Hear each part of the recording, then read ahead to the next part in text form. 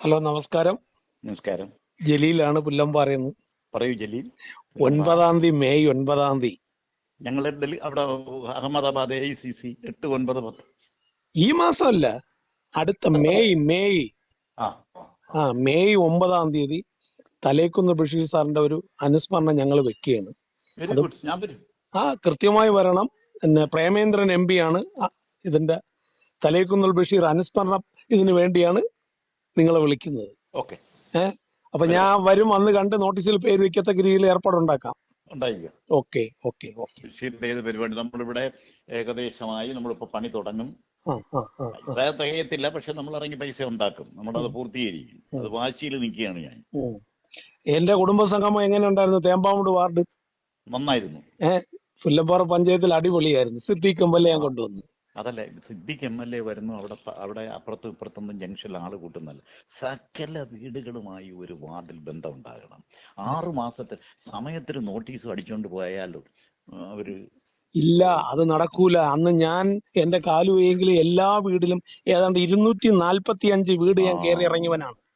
ഒറ്റ എന്നാൽ ആള് വരും. ഇത് ഈ തിരഞ്ഞെടുപ്പിന് ഒരു നോട്ടീസും അടിച്ചോണ്ടൊരു സ്ഥാനാർത്ഥി വെച്ച് ചെന്നാൽ ഒരുത്തം നമുക്ക് വോട്ട് ചെയ്യില്ല. ഇല്ല. എനിക്ക് നേരെ മറിച്ച് ഇപ്പോഴേ ഓരോ വീട്ടിലും ചെന്നിരുന്ന് പരാതികൾ കേട്ട് പരാതികൾക്ക് പരിഹാരം ഉണ്ടാക്കാമെന്ന് പറഞ്ഞ് വീണ്ടും ആ വീട്ടിൽ പോയി വലിയൊരു ചങ്ങാത്തം ഉണ്ടാക്കി അവരെന്തെങ്കിലും ചില കാര്യങ്ങൾ ഇങ്ങോട്ട് പറയും. ഒരുപാടുണ്ട്. നമ്മളെ ഒരു വാർഡ് മെമ്പർ എന്ന് പറയുന്നത് നസീർ അബൂബക്കറാണ്. അവൻ ആ വാർഡിൽ ഞങ്ങൾക്ക് ചെല്ലാൻ വളരെ ബുദ്ധിമുട്ടായിരുന്നു. അവനെയും കൂടെ കൊണ്ടു ചെന്ന് കഴിഞ്ഞാൽ അവൻ ആളെ ചീത്ത വിളിക്കുന്ന ഒരു രംഗമായിരുന്നു. അതെല്ലാം സാന്ത്വനപ്പെടുത്തി. എല്ലാരെയും, നിങ്ങൾക്ക് ബുദ്ധിമുട്ടുണ്ടായ അദ്ദേഹത്തിന്റെ ആരോഗ്യസ്ഥിതി അനുസരിച്ചായിരിക്കും നിങ്ങൾക്ക് കാര്യങ്ങൾ നടക്കാൻ. പാർട്ടി നോക്കും. ഇനി പാർട്ടി ഇവിടെ ആനുകൂല്യം തന്നെ പാർട്ടി കമ്മിറ്റി ചർച്ച ചെയ്ത് നിങ്ങൾക്ക് പ്രയോറിറ്റി അനുസരിച്ച് ഞങ്ങൾ തരാൻ തയ്യാറാണ്. നിങ്ങൾ പാർട്ടിയെ ജയിപ്പിക്കൂ എന്നാണ് ഞാൻ പറഞ്ഞത്. അല്ലാതെ ഒരു മെമ്പർ എന്നുള്ള രീതിയിൽ വ്യക്തിപരമായി നമ്മൾ തരൂല ഇനി. അപ്പൊ അങ്ങനെയൊക്കെ പറഞ്ഞു. അതുപോലെ തന്നെ ഞങ്ങൾക്ക് ഒരു പരാതി ഉള്ളത്, നമ്മുടെ എന്നല്ല, ഞങ്ങളുടെ ഭാഗത്തു കൂടെ നിൽക്കുന്ന കുറച്ച് പയ്യന്മാരുടെ ലിസ്റ്റ് ജൗബറിന്റെ കോർ കമ്മിറ്റി അംഗീകരിച്ചു കൊടുത്തിട്ടുണ്ട്. ജൗബർ ഇന്നേ വരെ അത് അവരെ കമ്മിറ്റിക്ക് വിളിക്കുന്നില്ല, ഭാരവാഹിത്വം വെക്കുന്നില്ല. അത് പറഞ്ഞേ പറ്റുള്ളൂ. അല്ലെങ്കിൽ ഇവനെ നമ്മളെല്ലാം കൂടെ എടുത്തിട്ട് തട്ടുകൊടുക്കും. ഇവന് 4 സ്ഥാനമുണ്ട്. ഒന്ന് മണ്ഡലം തച്ചുകൊടുത്താലേ നമ്മൾ 3-ാം സ്ഥാനത്ത് പോവുള്ളെന്ന്. അവിടെ പഞ്ചായത്ത് ഇലക്ഷനിൽ 3-ാമത് പോകും, നിയമസഭയിൽ ഉച്ചുകുത്തി താഴെ. നീ നോക്കിക്കോ, 60 അസംബ്ലി നിയോജക മണ്ഡലത്തിൽ BJP എന്ത് ചെയ്യാൻ പോകുന്നെന്ന്. അവൻ കാശ് കൊടുത്ത ആളുകളെ വോട്ട് വാങ്ങിച്ച് ഈ പാർലമെന്റ് ഇലക്ഷനിൽ വോട്ട് പിടിച്ചതുപോലെ അവൻ 40,000 50,000 വോട്ട് പിടിക്കും. കോൺഗ്രസ് പാർട്ടി 3-ാം സ്ഥാനത്ത് ഉച്ചുകുത്തി. തീർച്ചയായിട്ടും കേക്ക് മാർക്സിസ്റ്റ് പാർട്ടി ഭരണം തുടരുകയും ചെയ്യും. ഇതാണ് കേരളത്തിൽ സംഭവിക്കാൻ പോകും. അതോട് ഈ പാർട്ടിയുടെ അതോ ഗതിയായിരിക്കും. ഇതിനകത്ത് മുസ്ലിം കമ്മ്യൂണിറ്റിയിലുള്ളവർ അവർ വേറെ കുറെ പാർട്ടിയിലും കുറെ കമ്മ്യൂണിസ്റ്റ് പാർട്ടിയിലും പോകും. കോൺഗ്രസിനുണ്ടെന്ന് പറയുന്ന കുറെ ആളുകൾ BJPയിലും മറ്റേതെങ്കിലും പാർട്ടികളിലേക്ക് പോകും. ഇത് എടുക്കാത്ത ചരക്കായി ഈ വരുന്ന പഞ്ചായത്ത് ഇലക്ഷനും അസംബ്ലി ഇലക്ഷൻ കഴിയുമ്പോഴാണ് അത് കഴിഞ്ഞാൽ നശിക്കും. അത് ഉറപ്പാണ്. പ്രത്യേകിച്ച് പഞ്ചായത്ത് ഇലക്ഷൻ യാതൊരു ബ്ലോക്ക് ഭാരവാഹികളുടെ കാര്യത്തിൽ 100 പേരെ വയ്ക്കും. പാർട്ടി ഇറങ്ങി നടക്കാൻ ആളില്ല. കമ്മിറ്റി പ്രസിഡന്റുമാരുടെ ലിസ്റ്റ് ഇവിടെ തന്നു. വേറും ബോഗസ് ആയിരുന്നു. അത് അവിടെ നിന്നല്ല, ഞാൻ ജില്ലയുടെ കാര്യം നാട്ടിൽ ഇറങ്ങി നടന്ന് ജനങ്ങളുടെ ഒക്കെ പോയി കണ്ട് നല്ലൊരു സംസാരിക്കാൻ 10% സ്ഥലത്തേ നമുക്ക് ആളുള്ളൂ. ഇത് നമ്മൾ മനസ്സിലാക്കാതെ മുമ്പോട്ട് പോവുകയാണെങ്കിൽ എന്റെ ജലീലെ വെറുതെ വീരവാദം പറഞ്ഞ് നമ്മളൊക്കെ നടക്കാവുന്ന കുഴിച്ചും ഈ പാർട്ടിയെ ഓരോ ഗ്രൂപ്പും പറഞ്ഞ് ഓരോ താല്പര്യവും പറഞ്ഞ് കൂടെ ഇതിനെ കുഴിച്ചു മൂടുന്നതിന്റെ ഉത്തരവാദിത്വം നമുക്കുണ്ട്. തീർച്ചയായിട്ടും. ഇപ്പൊ പുല്ലമ്പാറ പഞ്ചായത്തിൽ പ്രസിഡന്റ് 4 വാർഡിൽ കുടുംബയോഗം വിളിച്ചില്ല. വെള്ളുമനടി, പന്തപ്പിലാവിക്കോണം, പാലാങ്കോണം, പുല്ലമ്പാറ മണ്ഡലത്തില് പാണയം. പക്ഷെ ഈ 4 വാർഡ് നമ്മളെ കയ്യിൽ നിന്ന് പോകുന്ന രീതിയിലാണ്. നമ്മളെ നേതാക്കള് മണ്ഡലം പ്രസിഡന്റ് ഇടുന്ന ഗ്രൂപ്പിൽ അങ്ങിടും. ഒരു നേതാക്കൾ ഒരു പയ്യന്മാരെ കണ്ടാൽ പോലും ഒന്ന് തൊളിക്കേ, നാളെ നമ്മളെ പരിപാടിയാണ്, മറ്റന്നാ 3-ാം തീയതി UDFന്റെ പരിപാടി, നിങ്ങൾ വരണം എന്നൊരു ഭംഗി വാക്ക് പറയില്ല. അതാവും നമ്മളെ പ്രവർത്തകർ ചെന്നാൽ മണ്ഡലം പ്രസിഡന്റോ ആരെങ്കിലും. മനസ്സിലായില്ലേ? അതായത് നീയും മണ്ഡലം പ്രസിഡന്റും തമ്മിൽ കീരിയും പാമ്പുമാണെന്ന് അവിടുത്തെ പ്രവർത്തകർക്ക് ജനങ്ങൾക്കും അറിയാം. എങ്ങനെ അവിടെ പാർട്ടി രക്ഷപ്പെടും? ഒറ്റ ചോദ്യം ചെയ്യുകയാണ്.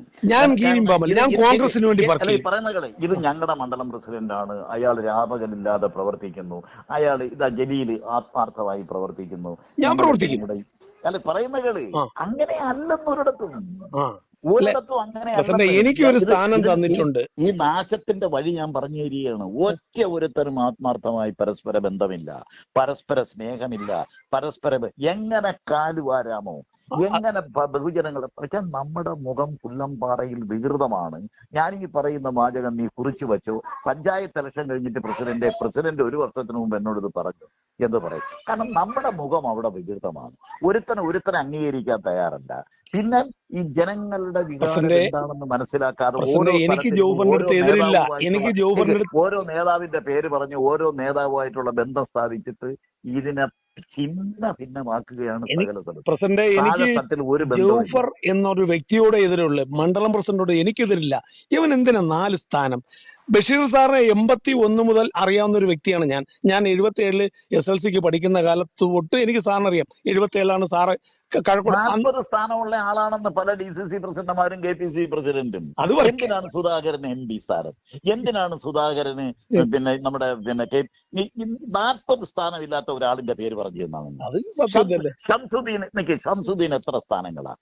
രമണിക്ക് എത്ര സ്ഥാനങ്ങളാ? അതെ, നീ അങ്ങനെ പറ. ഇത് ഒരാളിന്റെ പേര് പറ. ആനക്കുഴി ഷാനവാസ് എത്ര സ്ഥാനങ്ങളാ? സത്യം. നിങ്ങൾ അവിടെ വളർത്തിക്കൊണ്ടുവന്ന നിങ്ങളുടെ ആ പഞ്ചായത്തിൽ തന്നെ ഇതെടുത്ത് നോക്കുക. സത്യം അല്ലെ? ഞാൻ പറഞ്ഞതല്ലേ, എനിക്കൊരു വേദനയുണ്ട്. ജൗഫറിനോട് വ്യക്തിപരമായ എതിർപ്പുണ്ട്, പക്ഷെ മണ്ഡലം പ്രസിഡന്റിനോട് എതിരില്ല. അയാൾക്ക് കൂടെ നന്നാവണം. വ്യക്തിപരമായ എതിർപ്പാണ് നശിപ്പിക്കുന്നത്. നിങ്ങൾ കുഴിച്ചു മൂടുകയാണെന്ന്. ഇല്ല പ്രസിഡന്റ്, നിങ്ങൾക്ക് തമ്മിൽ ബന്ധമില്ല. നിങ്ങൾക്ക് എന്നെ കുറിച്ച് ഇടിക്കും. അവന്റെ അവസരം കിട്ടുമ്പോഴെല്ലാം നിന്നെ ഇടിക്കും. ഇടിച്ച് താഴെയിട്ട് അവസാനം ഈ മഹാപ്രസ്ഥാനത്തെ നിങ്ങൾ രണ്ടുപേരും കൂടെ അവിടെ കുഴിച്ചു മൂടുന്നു. ഞാൻ കുഴിച്ചു മൂടൂല. ഞാൻ വരും.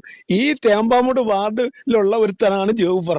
ആ കുടുംബസംഗമം നടത്തിയപ്പോ ഒരു ദിവസം എന്റെ കൂടെ ഒന്നും നടക്കാത്തത് ഞാനൊരു എങ്ങനെ നീ ഈ പാർട്ടി നന്നാക്കി? എന്റെ തിരിച്ചുള്ള ചോദ്യം അതാണ്.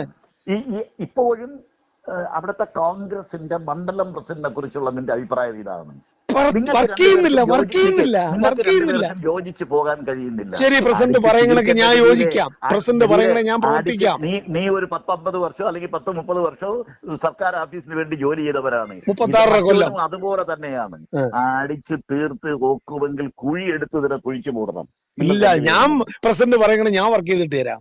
ഞാൻ എന്റെ വാർഡ് ഞാൻ നോക്കാം. അതുകൊണ്ട് വല്ല കാര്യമുണ്ടാ? നിന്റെ മണ്ഡലം പ്രസിഡന്റും നീയും തമ്മിൽ ഈ കീരിയും പാമ്പുമായി നിൽക്കുന്നിടത്തോളം കാലം പാമ്പൊന്നുമില്ല. എനിക്ക് സ്നേഹം തന്നെ അവന്റെ അടുത്ത്. വളരെ വികൃതമാണ്.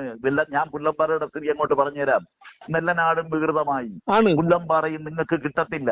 നെല്ലനാട് ഇത്തവണ ഞാൻ രമണിയിലൂടെ ഞാൻ അക്കമിട്ട് പറഞ്ഞു കൊടുത്തു. തീർച്ചയായിട്ടും അവരുടെ ഭാഗത്ത് കുടുംബ സംഗമത്തിൽ പോലും അവരെ വിളിച്ചാ വരൂല. അത് സത്യമാണ്. വിളിച്ചാ വരുന്നതല്ല, അവരുടെ വാർഡിനകത്ത് BJPക്ക് വലിയ സ്വാധീനമായി ഉണ്ട്. മുക്കുന്നൂർ വാർഡ് ഈ നെല്ലനാട് നമുക്ക് കിട്ടത്തില്ല, പുല്ലമ്പാറ നമുക്ക് കിട്ടത്തില്ല, വാമനപുരത്ത് ചെറിയ ഒരു അംശം നമുക്ക് തോന്നുന്നതല്ല, പനവൂര് നമുക്ക് കിട്ടത്തില്ല. ആ നാട് വളരെ അകലെയാണ്. നന്ദിയോട് കൈയിരിക്കുന്ന പഞ്ചായത്ത് പോകും. ഇതൊക്കെ അവരുടെ കൂടെ ഞാൻ പറഞ്ഞതാണ്. എങ്ങനെ അസംബ്ലി തിരിച്ചു വരും? ശരി, നാളെ മണ്ഡല കമ്മിറ്റി വെച്ചിട്ടുണ്ട്. ഇതെല്ലാം ഗുണദോഷിച്ച് നമ്മൾ പ്രവർത്തിക്കാൻ പറയാം. ഓക്കെ, ഞാൻ വിളിക്കാം. ഓക്കെ.